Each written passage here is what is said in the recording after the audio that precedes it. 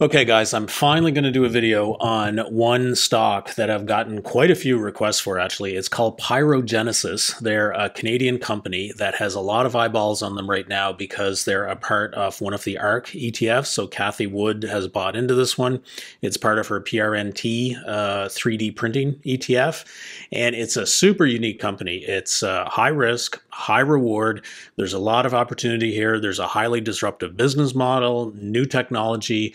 You name it, it's a complicated but pretty darn interesting story. Let me tell you all about this one.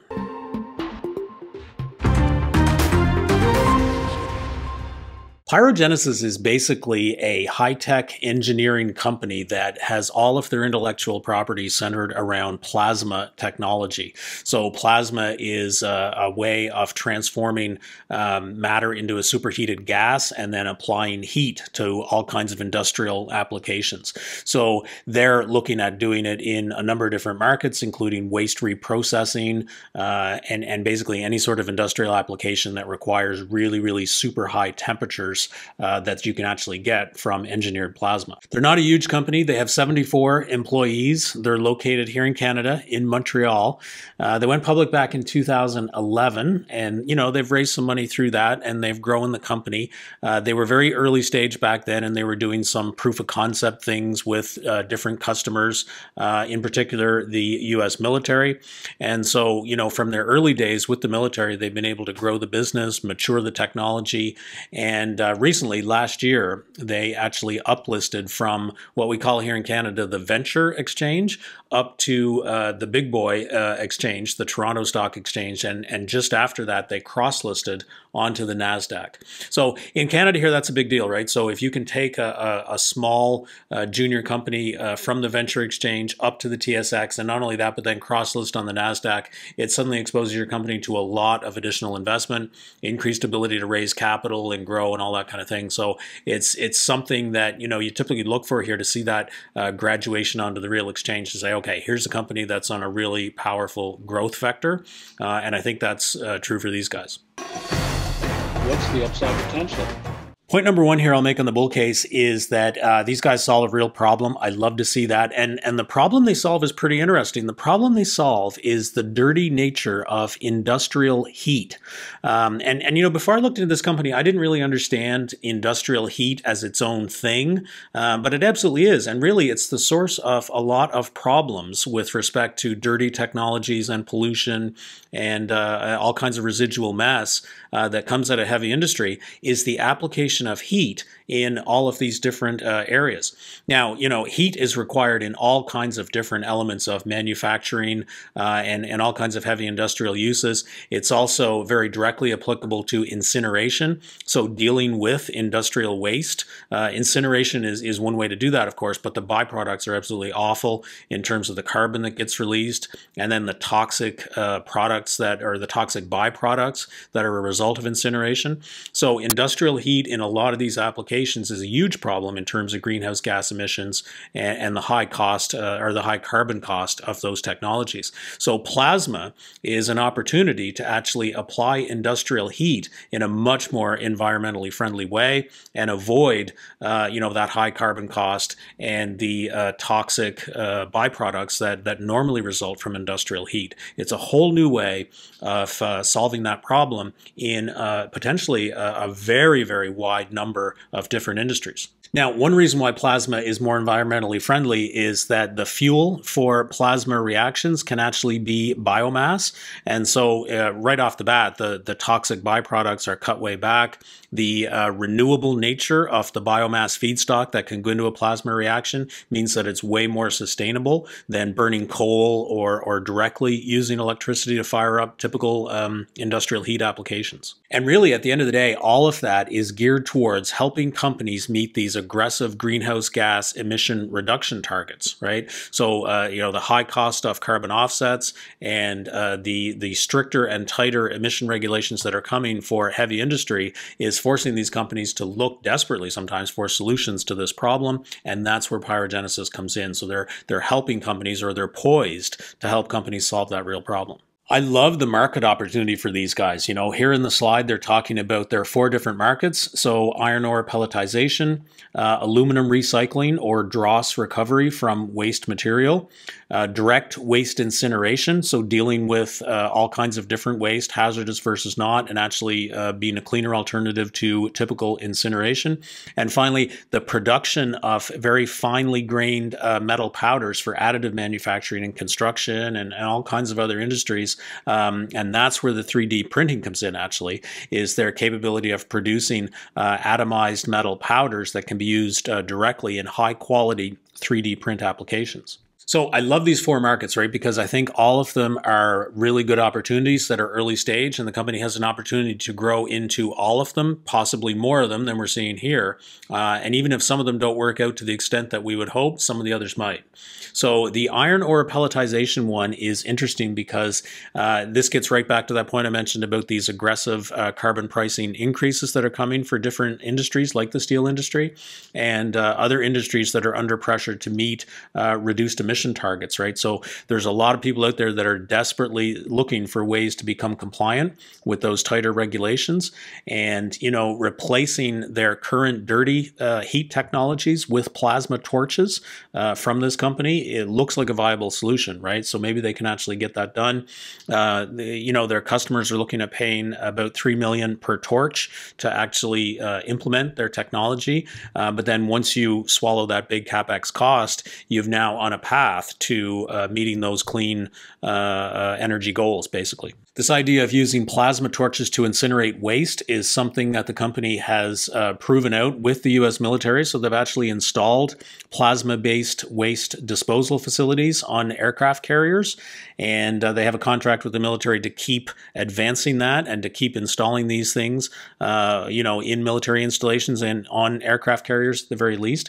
So that's a hugely important proof of concept, and it sort of allows the company to grow, hopefully, grow out of this military incubator sort of thing that they've done with the military, and now try to take the next step and actually commercialize the technology more broadly. And so being able to point to this early success is a pretty key step to enabling that. I like the opportunity they have here for aluminum recycling and aluminum recovery. You know, if you look at the aluminum market, it's projected to get tighter and tighter and tighter as EV manufacturers drive increased demand for aluminum.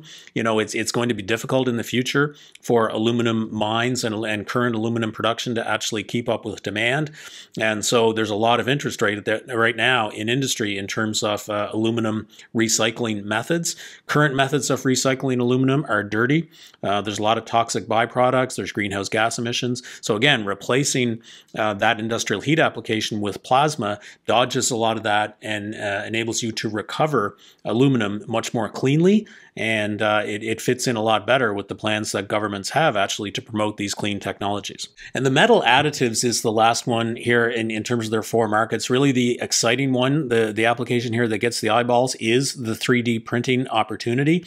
You know, I think 3D printing is only now getting to the point where we all hoped it would be years ago, but it's getting to the point now where, you know, it's viable, it's cost effective to actually 3D print you know, these applications, but they need a source of high quality metal feedstock for a lot of these 3D print applications. And, you know, the technology here to use plasma to create atomized particles of metal powder that meet those specifications and exceed them in a lot of cases is pretty exciting. And so this is what caught Cathie Wood's eye, right, when she actually invested in these guys within the 3D print ETF. Next point I'll make here is future applications for this stuff. I mean, these guys are just getting started from a technology standpoint, right? I think the potential growth for plasma applications is huge. There's a lot of things that we don't yet see coming. They're calling attention to 2 things here that I like. They have a huge future opportunity here, I think, in wiring applications within lithium-ion batteries. You know, the improvements in efficiency that they could get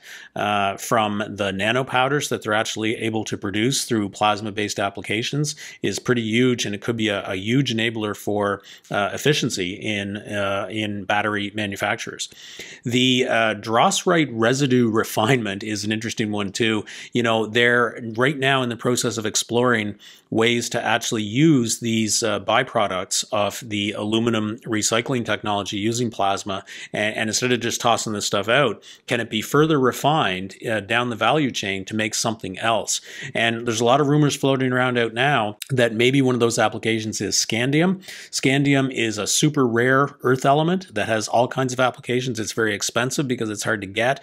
And there are rumors floating around that these guys might be onto a way to actually refine some of the dross that they produce out of the manufacturing processes or the recycling processes and actually produce a viable source of scandium as a byproduct. So, you know, if they can pull that off, and if they can pull off similar refinements of dross down the road, you know, that seems to be where they're heading, then that could be a huge untapped market that's not yet reflected in the stock price. You know, obviously, it hasn't happened yet, right? But if it can, that could be a huge catalyst for these guys. In the investor presentation, they talk about being at a financial inflection point. And, you know, the point they're trying to make here is that they are coming into a period of profitability. They're actually trying to break out from their current small customer base. They have exactly 5 customers, I think, at the moment. And they have to get beyond these early stage proof of concept, incubator type customer agreements and actually break out into mass market commercialization. And so that's the point they're at, right? And so I think if they pull that off successfully, if they can actually make that sales breakout, then you're going to see massively improved revenue numbers and a lot of revenue growth coming out of this phase.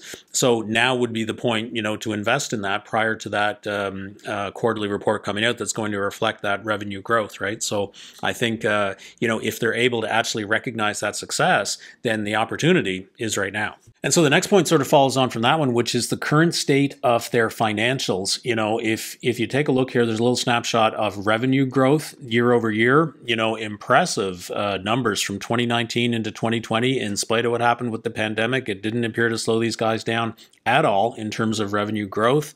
You know, I think they're keeping expenses under control. The revenue growth year over year has far outpaced the growth of expenses, even considering that, you know, they have been spending a lot comparatively on R&D. And so, you know, I think really we're now poised to potentially see a lot of that revenue growth continue. So if they can keep up anything even close to that amount of growth into the future, we're going to see strong upwards pressure on the stock price. And the balance sheet would indicate that they're in a pretty good state, you know, currently in terms of assets, equity, and liabilities. You know, they have no debt to speak of. Assets are increasing here, you know, and equity's increasing. So I think we've got a pretty strong foundation for these guys to actually not only survive, but grow into the future. The balance sheet looks great. Let's talk about risk. Okay, so what's the bad news? You know, the first point I'll make here is that these guys have a difficult sales job into their target market. And really it has to do with the CapEx intensive nature of what their customers are looking at in terms of the value proposition, right? So if you're looking at buying some of these torches, these plasma torches for $3 million a pop, if you're looking at the conversion cost for an existing facility, right? You got to toss out all your existing stuff. You have to retrain staff. You have to integrate all of your support systems and all that kind of thing, control systems and sensors. And, you know, it's like an industrial overhaul or retooling within your facility, and then the investment that means in personnel and all kinds of follow-on cost. So not only do you have the CapEx to swallow in the torch itself, but you're basically rejigging and re-engineering a large portion of your business. That's a tough one for customers to deal with, and I think it's going to potentially slow down their ability to hit that mass market commercialization. And the second point is what that then means for you know, this company, for Pyrogenesis. It means a long, painful, risky sales cycle, right? So they're going to have to invest a lot of time and money with every individual customer as they push their products along through that sales cycle. I think they're going to have to support their customers a lot. And so, you know, it's one thing to do that with early stage proof of concept customers, but you don't want to have to handhold every individual customer for months or even, you know, into a year or more in the sales cycle. You want to try to shorten that. I'll go back to this point about the fact that they have a very limited customer base. They have 5 customers at the moment that are signed up. You know, they have a backlog in the pipeline from that customer base, but I believe that's all they have. I don't know if they have deals in place yet with additional customers. So I think they can get there, but, you know, currently their ability to expand is unproven, and that adds quite a bit of risk to their business model. Next point I'll make here is that these guys are not the only solution out there for dirty industrial heat. There's other ways cheaper ways, less capex intensive ways to meet those greenhouse gas reduced emission targets and to avoid the high cost of carbon offsets. You know, you can make incremental improvements to current incineration technology. You can just buy carbon offset credits. You know, you can source cheaper, more compliant landfill solutions. So as dirty as those solutions are, you know, they're not ideal. They're still enabling some of their target market to meet those goals without having to go all the way into a highly complex technical plasma-based sort of solution. So these guys are competing not so much with direct competitors out there in the plasma space, I think, but they're competing with alternative solutions to the same problem. The last point I'll make here is kind of related to some of these, which is time to adoption. You know, they're really pushing the success of this waste incineration facility on the aircraft carriers. In the back of my mind, though, I'm a little bit concerned that that was a very highly specific use case. If you think about an aircraft carrier, right, like there's obviously no landfill nearby. The constraints that they have around hazardous waste handling and all that kind of thing are significant. You have nuclear reactors on board an aircraft carrier, so you have all the free electricity that you need. So a lot of constraints are very, very specific to that use case, and other constraints that you'd have out there in commercial applications don't exist on an aircraft carrier. So it's great that they had that success, but I don't know how much it actually means in terms of their proven ability to go out there and make the technology work in the mass market. Okay, guys, so what's the final wrap up in this one? So, you know, the bull case is based on the technology. It's based on a huge array of diversified market opportunities, which is pretty exciting. It's based on, you know, applications that we haven't even seen yet. The bear case, on the other hand, is based on a complicated, costly, painful sales cycle for a technology that has not yet been proven to be commercially viable. So it's super high risk in terms of their ability to execute.